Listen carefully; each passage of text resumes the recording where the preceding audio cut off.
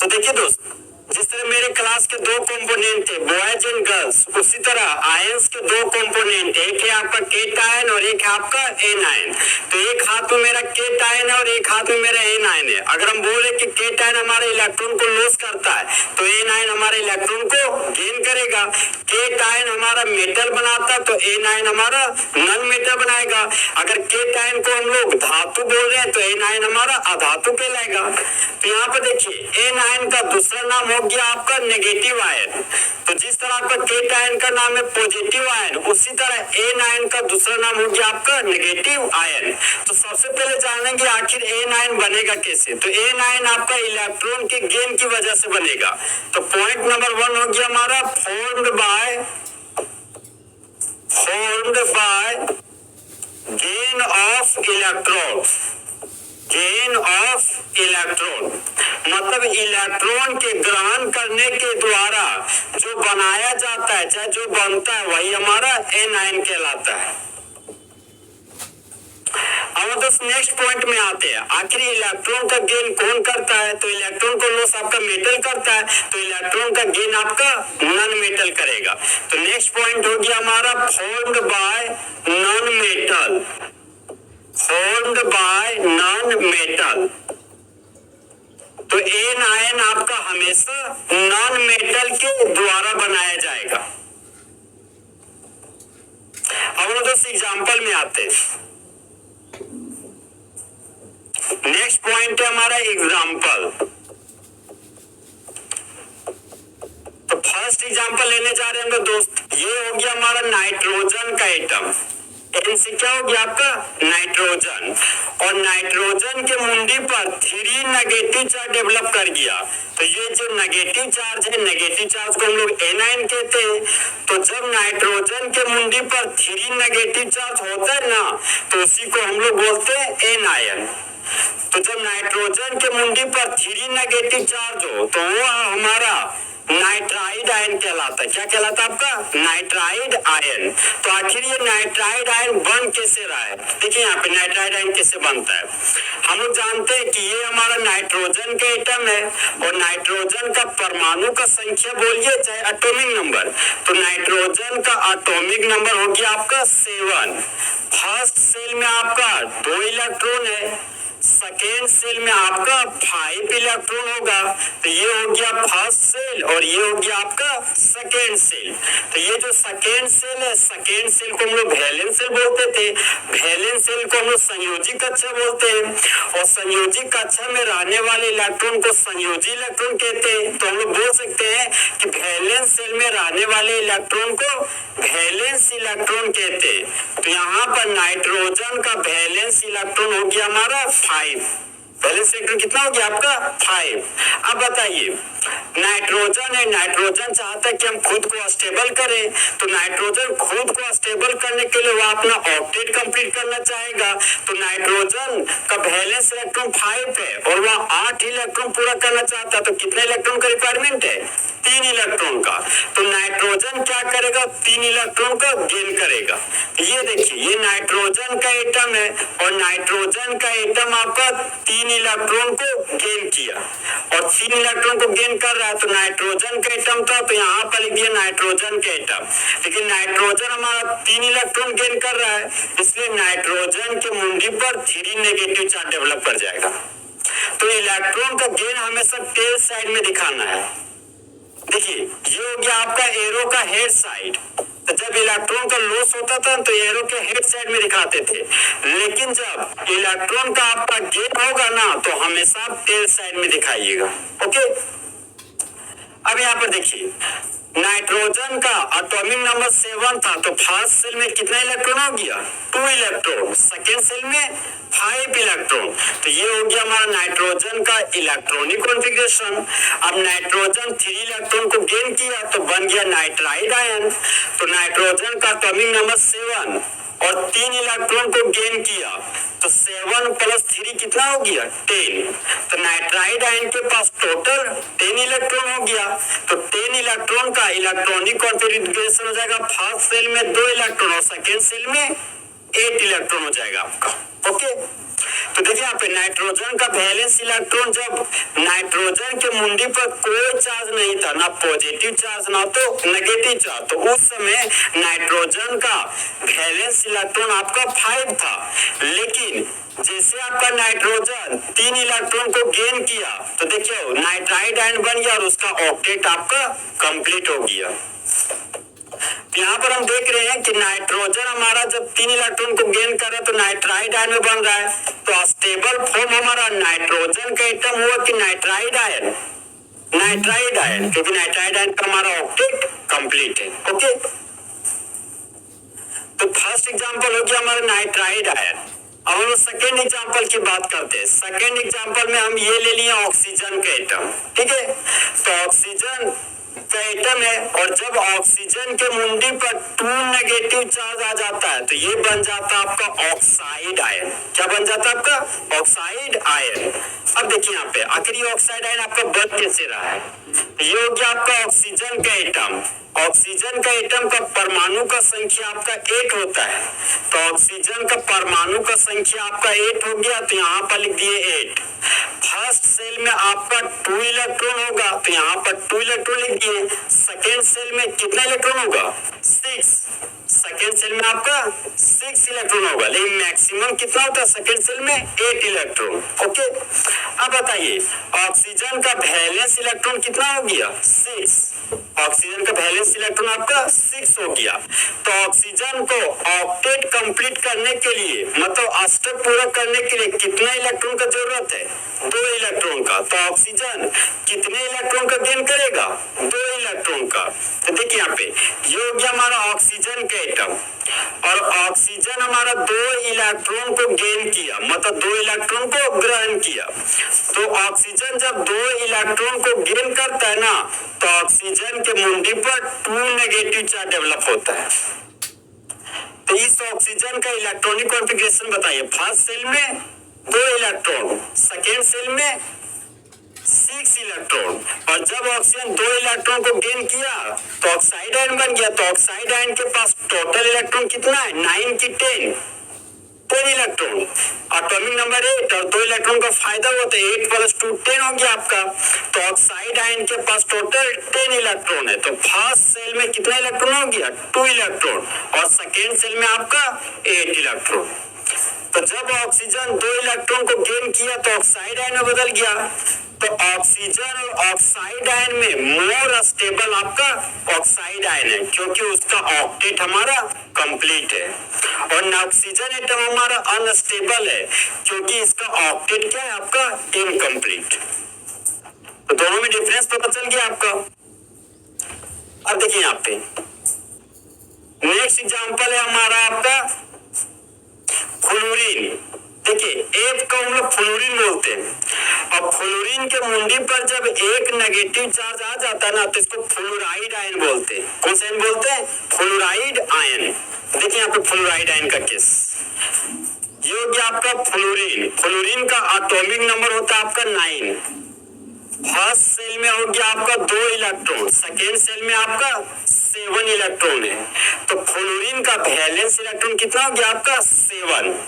तो फ्लोरीन को octet complete करने के लिए कितना इलेक्ट्रॉन का रिक्वायरमेंट है? 1 इलेक्ट्रॉन का। तो फ्लोरीन कितना इलेक्ट्रॉन गेन करेगा? 1 इलेक्ट्रॉन। तो ये आपका फ्लोरीन का एटम 1 इलेक्ट्रॉन को गेन किया, और जब 1 इलेक्ट्रॉन को गेन किया तो फ्लोरीन के मुंडी पर 1 नेगेटिव चार्ज डेवलप होगा कि 2 नेगेटिव चार्ज? 1 negative charge. जैसे ऑक्सीजन जब 2 इलेक्ट्रॉन को गेन करता था तो ऑक्सीजन के मुंडी पर 2 नेगेटिव चार्ज आता था, और जहां फ्लोरीन 1 इलेक्ट्रॉन को गेन कर रहा है तो फ्लोरीन के मुंडी पर कितना नेगेटिव चार्ज आएगा? 1 नेगेटिव चार्ज। यहाँ पर फ्लोरीन के मुंडी पर आपका 1 नेगेटिव चार्ज आ गया। तो इस फ्लोरीन का एटॉमिक नंबर कितना है? 9। तो फर्स्ट सेल में कितना इलेक्ट्रॉन होगा? 2, और सेकेंड सेल में 7। सेकेंड सेल में आपका 7 इलेक्ट्रॉन होगा, और ये बन गया आपका फ्लोराइड आयन।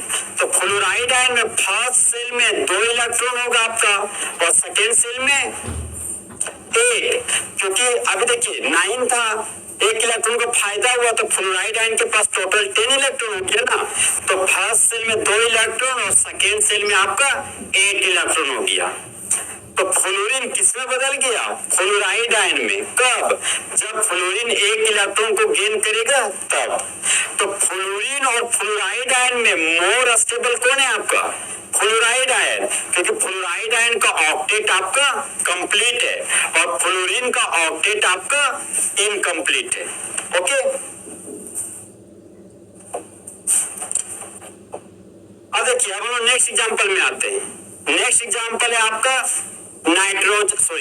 नेक्स्ट एग्जांपल होगी आपका फास्फोरस का एटम। अब बताइए, फास्फोरस का एटॉमिक नंबर 15 होता है कि 16? 15। कितना होता है? 15। तो फास्फोरस का एटॉमिक नंबर हो गया आपका 15। फर्स्ट सेल में कितना इलेक्ट्रॉन होगा? 2 इलेक्ट्रॉन।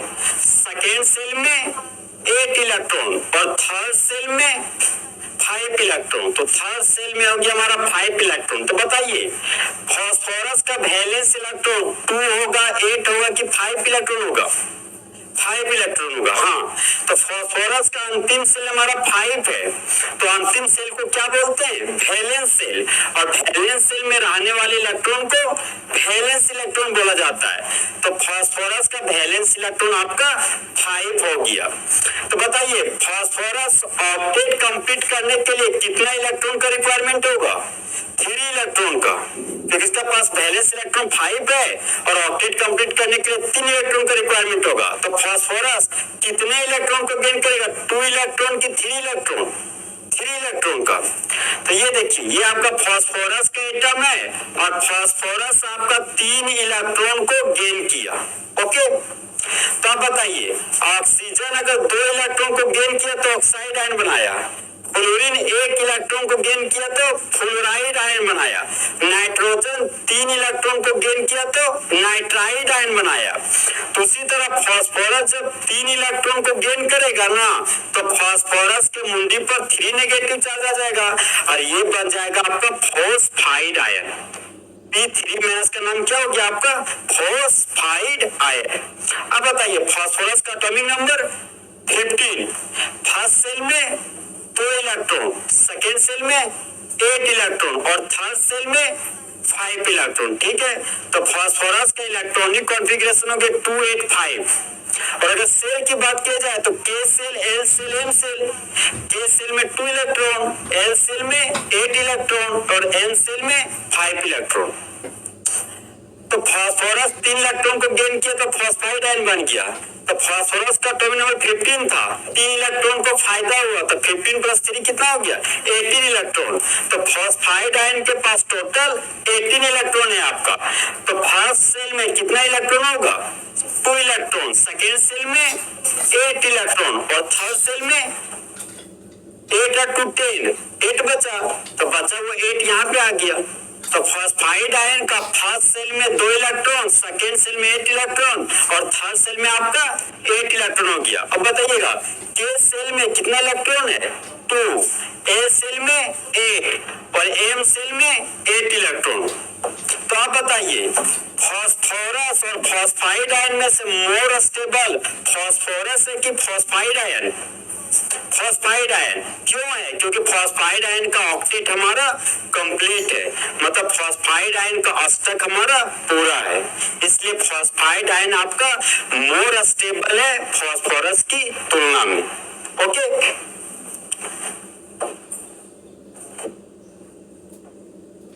तो यहाँ हमारा नेक्स्ट एग्जांपल था आपका फ्लोराइड आयन। अब फ्लोराइड आयन के बाद नेक्स्ट एग्जांपल आ गया आपका फॉस्फाइड आयन।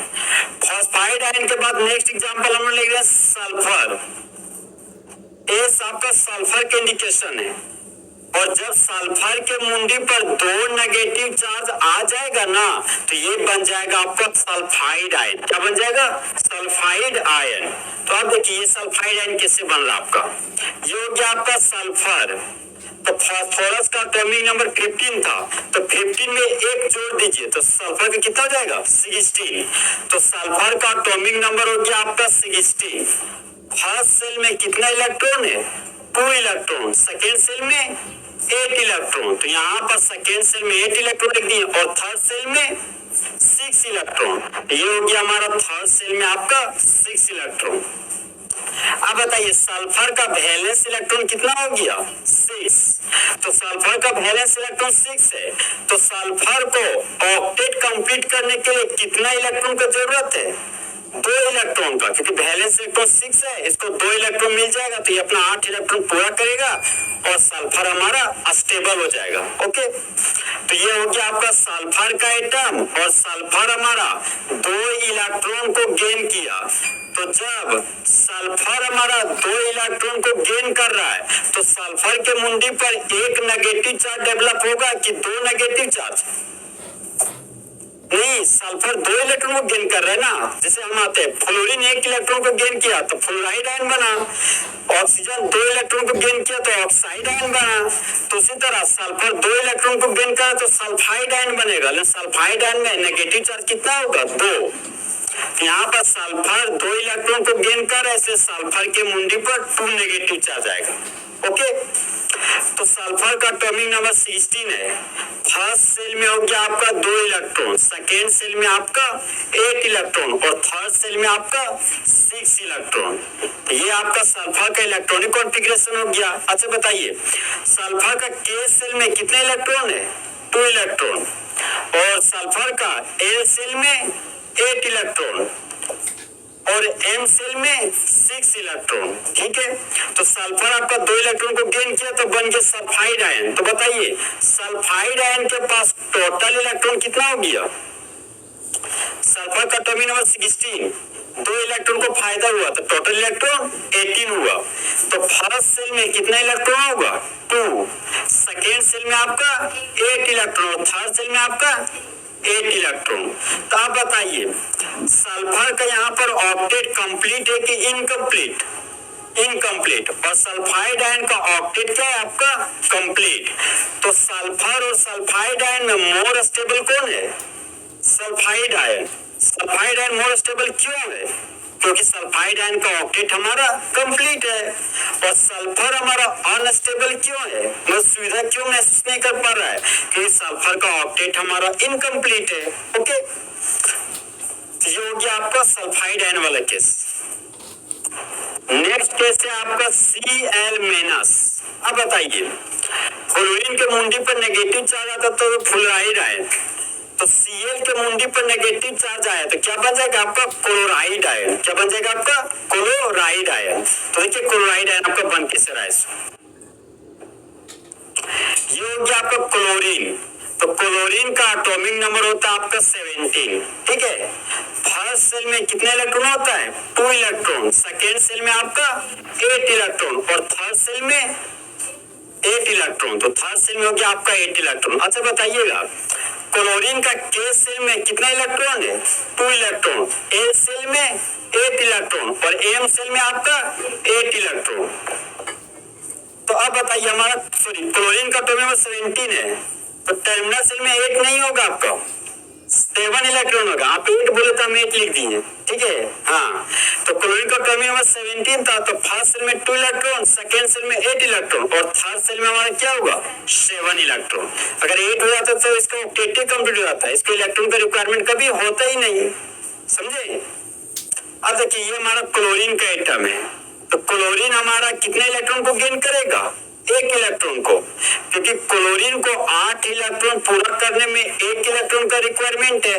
तो क्लोरीन आपका 1 इलेक्ट्रॉन को गेन किया, तो क्लोरीन के मुंडी पर आपका 1 नेगेटिव चार्ज डेवलप कर गया। ओके, तो इस क्लोरीन का इलेक्ट्रॉनिक कॉन्फ़िगरेशन लिखे जा रहे हैं। तो फर्स्ट सेल में कितना इलेक्ट्रॉन होगा? 2, सेकेंड सेल में 8 और थर्ड सेल में 7 इलेक्ट्रॉन। ठीक है, और जब क्लोरीन 1 इलेक्ट्रॉन को गेन किया तो बन गया क्लोराइड आयन। तो क्लोरीन का एटॉमिक नंबर 17 है और 1 इलेक्ट्रॉन को गेन किया तो 17 + 1 हो गया आपका 18। तो क्लोराइड आयन का टोटल इलेक्ट्रॉन कितना हो गया? 18। तो फर्स्ट सेल में कितना इलेक्ट्रॉन होगा? 2, सेकेंड सेल में आपका 8 इलेक्ट्रॉन और थर्ड सेल में आपका 8 इलेक्ट्रॉन। तो क्लोरीन बदल गया आपका क्लोराइड आयन में। तो क्लोरीन का वैलेंस इलेक्ट्रॉन यहाँ पे 7 है और क्लोराइड आयन का वैलेंस इलेक्ट्रॉन कितना है? 8। तो बताइए, क्लोरीन और क्लोराइड आयन में से मोर स्टेबल कौन है? Chloride ion. क्यों? क्योंकि क्लोराइड आयन का हमारा ऑक्टेट कंप्लीट है और क्लोरीन हमारा लेस स्टेबल है। क्यों? क्योंकि क्लोरीन का ऑक्टेट हमारा इनकम्प्लीट है। आए बात समझ में? ताकि ये सब एग्जाम्पल कैसे आ रहा है क्लियर हुआ? अब देखिए कुछ एनाइन का नाम और फॉर्मूला लिखेंगे, ठीक है। ये हो गया हमारा फॉर्मूला। यहाँ पर दो कॉलम बना रहे, एक कॉलम है हमारा फॉर्मूला और जो दूसरा कॉलम है जो फॉर्मूला लिखेंगे उस फॉर्मूला का हम लोग नाम लिखेंगे। ये हो गया आपका नेम ऑफ एन आयन, मतलब एन आयन का हम लोग नाम लिखने जा रहे हैं, ठीक है।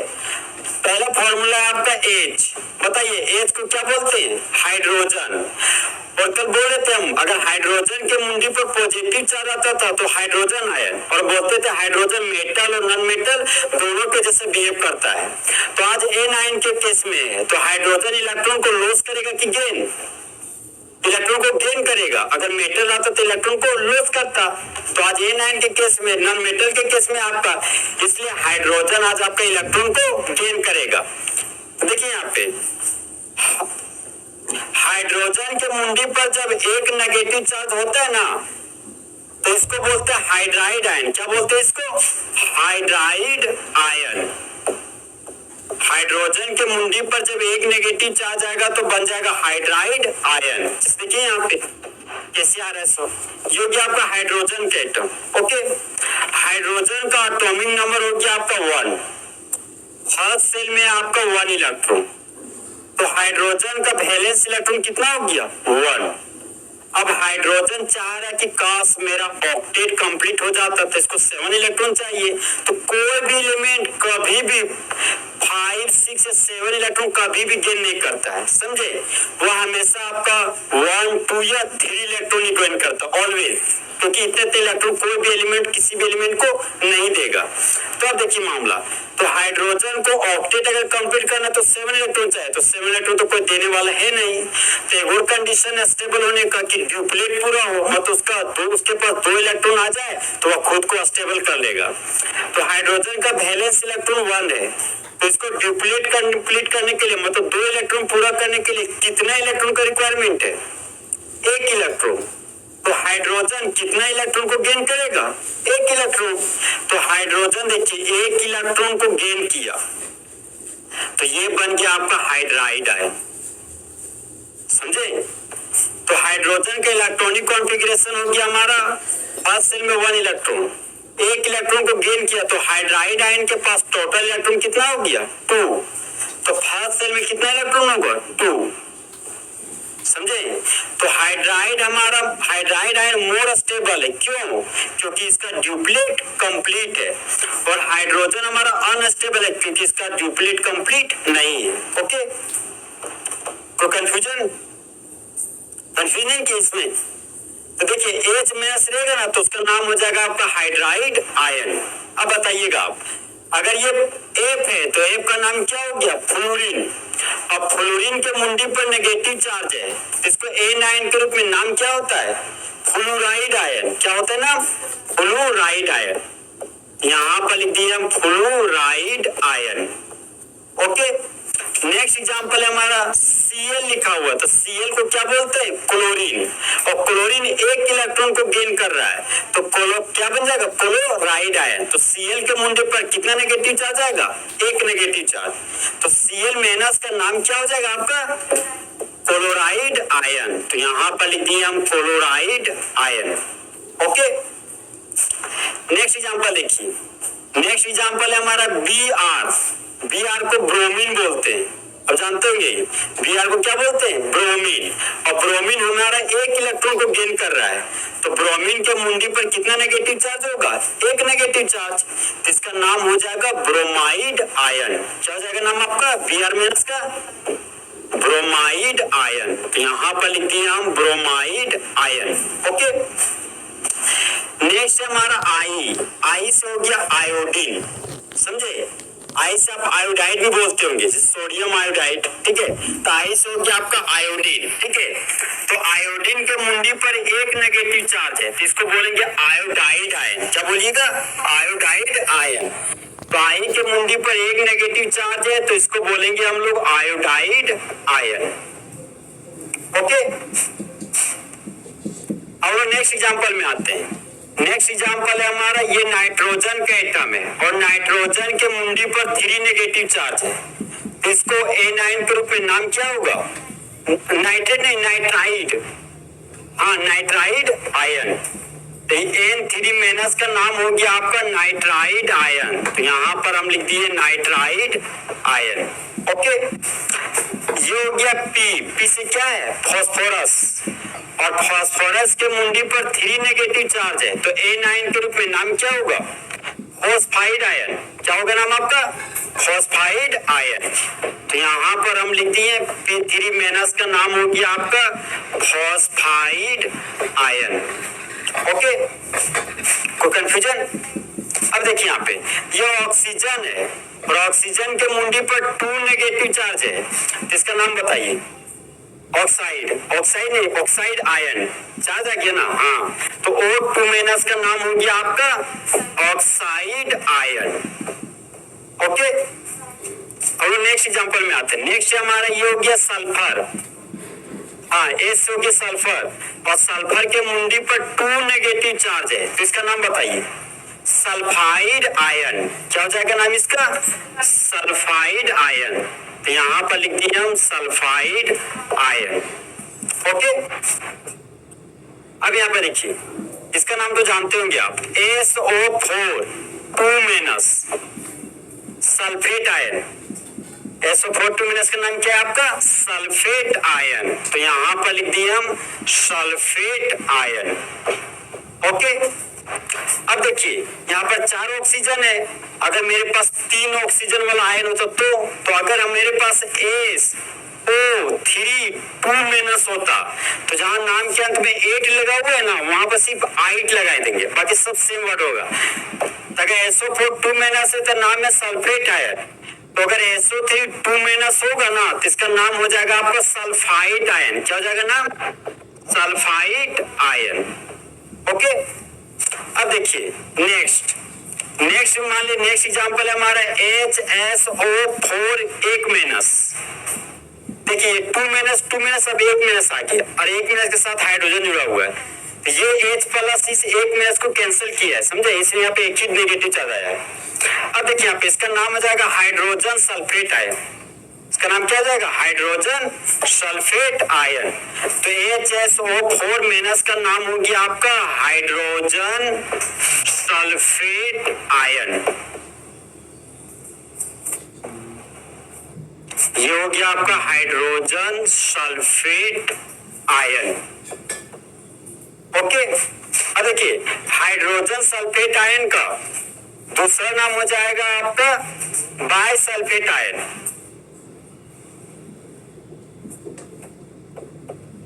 देखिए हाइड्रोजन को हम लोग बाई बोलते हैं, ठीक है? तो HSO4 माइनस का नाम हो गया बाइसल्फेट आयन। तो HSO4 माइनस का दूसरा नाम हो गया आपका बाइसल्फेट आयन। तो यहाँ पर इसके और नाम हो गया हमारा बाइसल्फेट आयन। कोई कंफ्यूजन? अब देखिए नेक्स्ट एग्जांपल में आते हैं। नेक्स्ट एग्जांपल है हमारा CO3 2 माइनस। इसका नाम जानते हैं आप, कार्बोनेट आयन। इसका नाम क्या है आपका? Carbonate ion. तो CO3 2 माइनस का नाम हो गया आपका कार्बोनेट आयन। अब यहाँ पर देखिए नेक्स्ट एग्जांपल में आ रहे हैं। नेक्स्ट एग्जांपल है हमारा HCO3 1 नेगेटिव चार्ज। अगर HSO4 माइनस था तो बाइसल्फेट आयन। तो अगर HCO3 माइनस है तो इसका नाम क्या हो जाएगा? By carbonate ion. तो HCO3 माइनस का नाम हो गया आपका by carbonate ion. By carbonate ion. अब बताइएगा HSO4 माइनस का नाम अगर बाइसल्फेट आयन था तो HCO3 माइनस का नाम हो गया आपका बाइकार्बोनेट आयन। और अगर HSO4 माइनस का नाम हाइड्रोजन सल्फेट आयन था तो HCO3 माइनस का दूसरा नाम क्या हो जाएगा? Hydrogen carbonate ion. तो HCO3 माइनस का नाम हो गया हाइड्रोजन कार्बोनेट आयन। ध्यान रखिएगा इसको, ठीक है? अब देखिए यहाँ पे अगर ये हमारा CN है, देखिए वो बताते हैं, ये आपका PO4 3- इसका भी नाम आप जानते हैं, फॉस्फेट आयन। इसका नाम क्या है आपका? Phosphate ion. कोई साइलेंस की कोई PO4 3- का नाम क्या हो गया आपका? Phosphate ion. तो यहां पर हम लिख दिए फॉस्फेट आयन। PO4 3- का नाम हो गया आपका फॉस्फेट आयन। ओके, अगर देखिए SO4 2- का नाम सल्फेट आयन था, तो PO4 3- का नाम फॉस्फेट आयन हो गया। SO3 2- का नाम सल्फाइड आयन था, तो क्या हम लोग बोल सकते हैं कि PO3 2- का नाम फॉस्फाइड आयन होगा? क्या होगा आपका? Phosphide ion. ये हो गया हमारा फॉस्फाइड आयन।